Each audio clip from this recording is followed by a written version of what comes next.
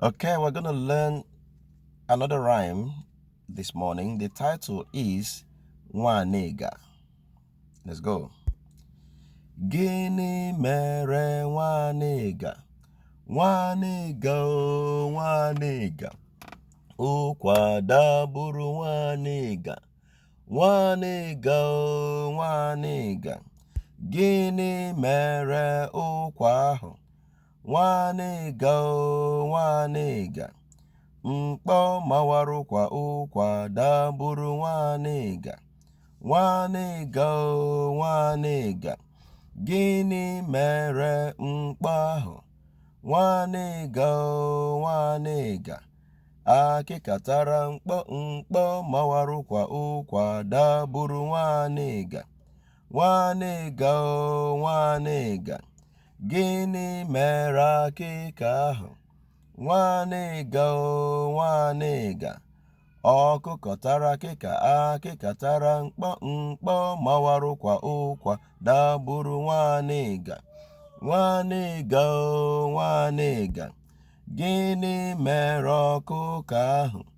Nwanega o nwanega. Egbe buru ọkụkọ, ọkụkọ tara akịka, akịka tara mkpọ mawarụkwa dagburu nwanega. Nwanega o nwanega.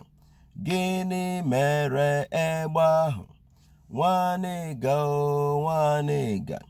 Egbe buru egbe buru ọkụkọ, ọkụkọ tara akịka, akịka tara mkpọ mawarụkwa ụkwa dagburu nwanega. Nwanega o nwanega. Gịnị mere egbe ahụ? Nwanega o nwanega. Ụzụ kpuru egbe buru egbe buru ọkụkọ, ọkụkọ tara akịka, akịka tara mkpọ mawarụkwa ụkwa dagburu nwanega.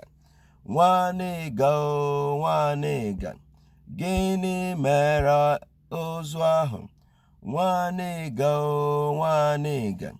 Chukwu kere ụzụ kpuru egbe buru egbe buru ọkụkọ, ọkụkọ tara akịka, akịka tara mkpọ mawarụkwa ụkwa dagburu nwanega. Nwanega o nwanega. So this is the end of this wonderful rhyme.